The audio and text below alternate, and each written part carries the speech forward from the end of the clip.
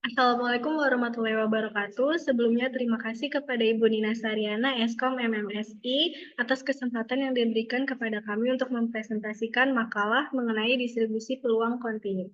Makalah ini disusun sebagai bagian dari mata kuliah probabilitas dan statistika, dan kami akan membahas beberapa distribusi peluang kontinu yang penting dan aplikasinya.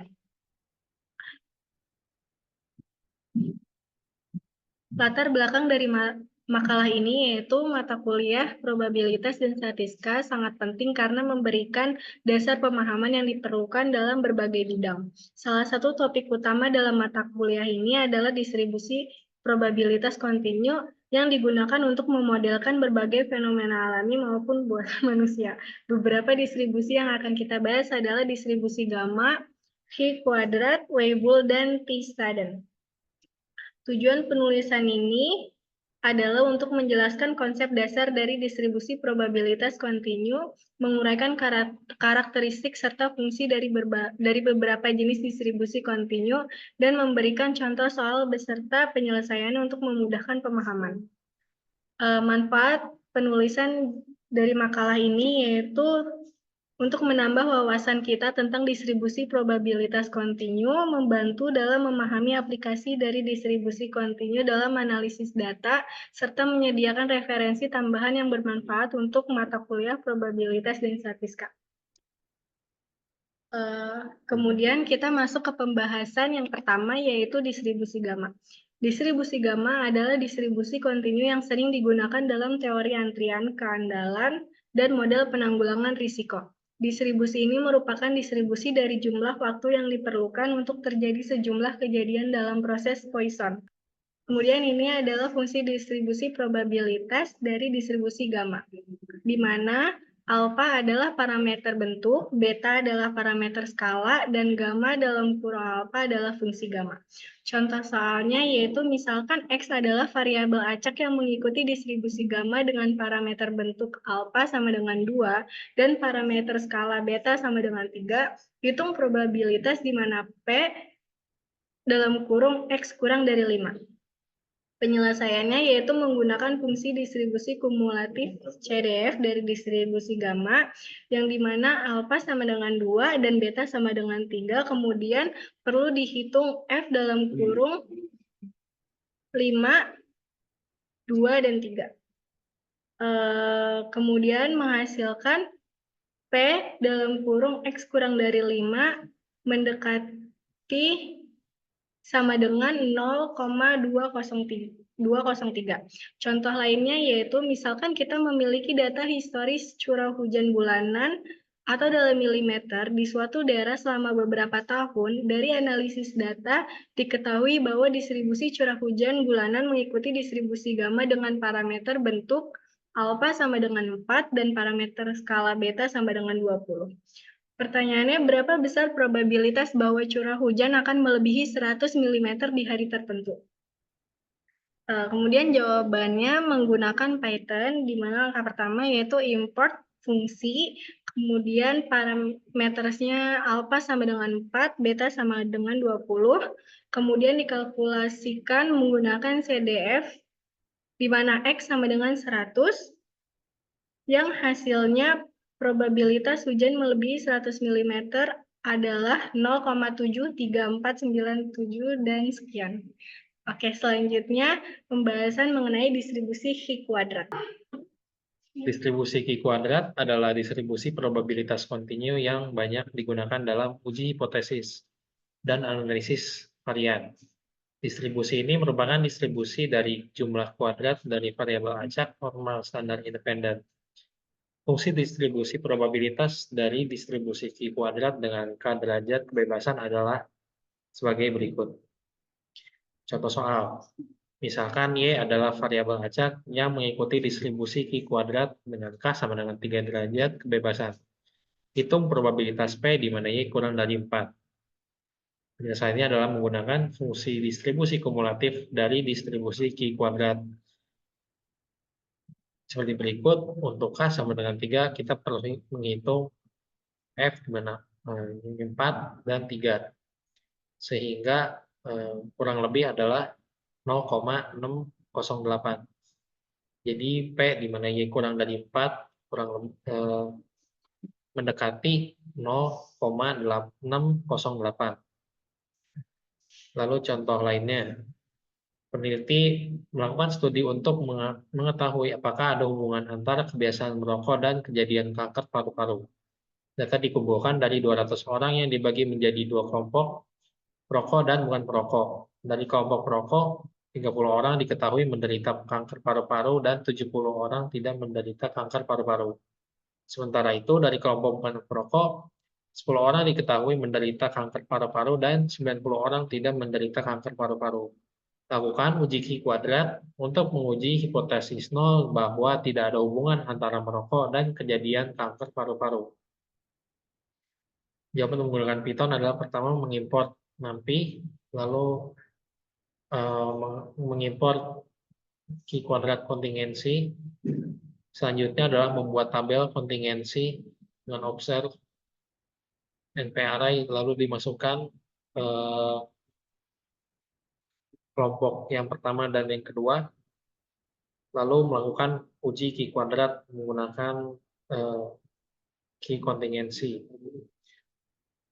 Lalu kita ngeprint statistiknya, p-value-nya, derajat kebebasannya, dan expected frekuensinya, dan interpretasi hasilnya.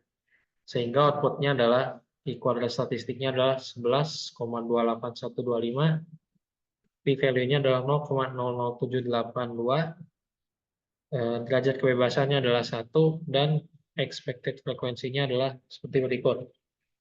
Sehingga hipotesis terakhirnya adalah tolak hipotesis 0.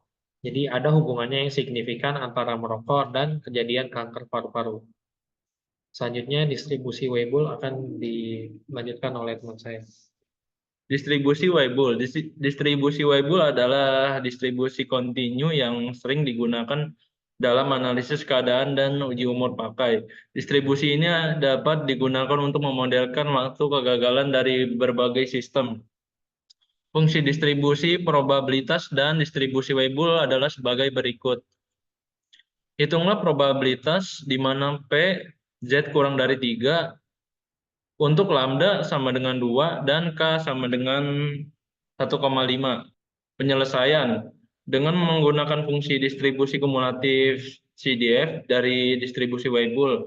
Fungsi CDF untuk distribusi Weibull adalah sebagai berikut. Untuk lambda sama dengan 2 dan K sama dengan 1,5, cari nilai CDF pada X3 sehingga fungsi menjadi sebagai berikut. Menghitung nilai tersebut seperti ini sehingga di mana P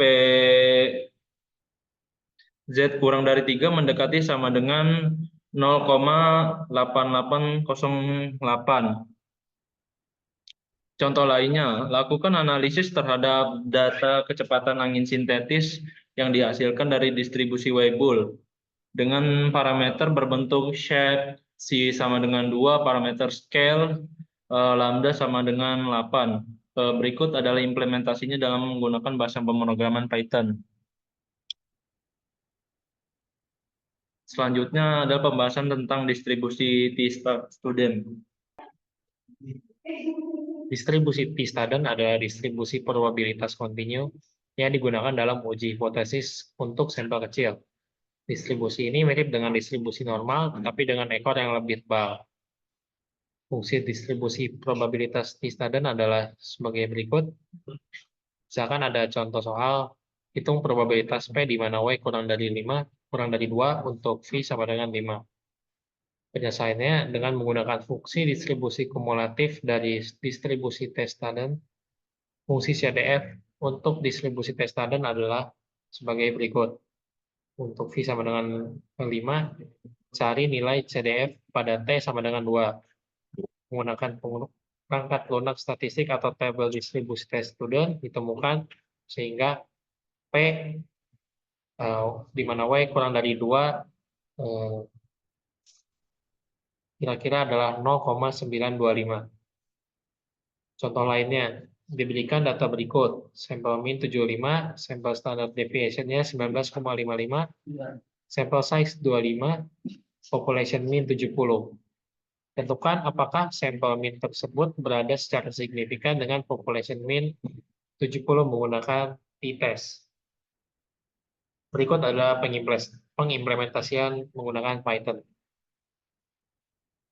Mana kita masukkan ke variabelnya, lalu menghitung p-statistik seperti berikut, lalu menghitung derajat kebebasannya dan p-value-nya.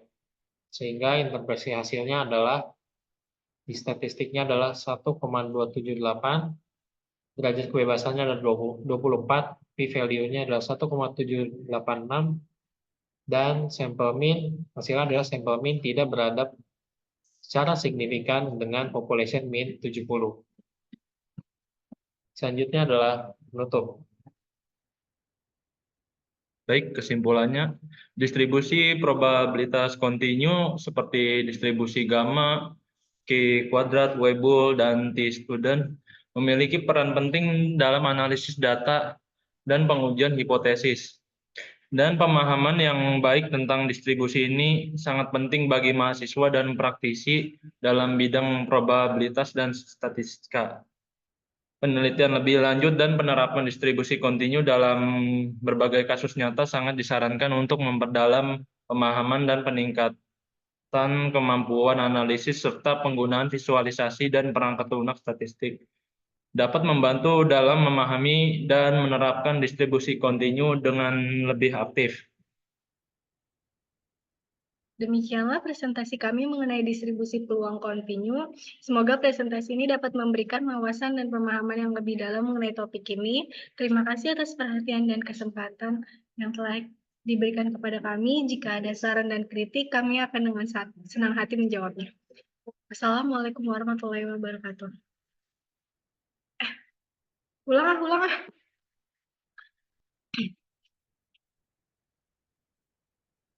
Demikianlah presentasi kami mengenai distribusi peluang kontinu. Semoga presentasi ini dapat memberikan wawasan dan pemahaman yang lebih dalam mengenai topik ini. Terima kasih atas perhatian dan kesempatan yang telah diberikan kepada kami. Jika ada saran dan kritik, kami akan dengan senang hati menjawabnya. Wassalamualaikum warahmatullahi wabarakatuh.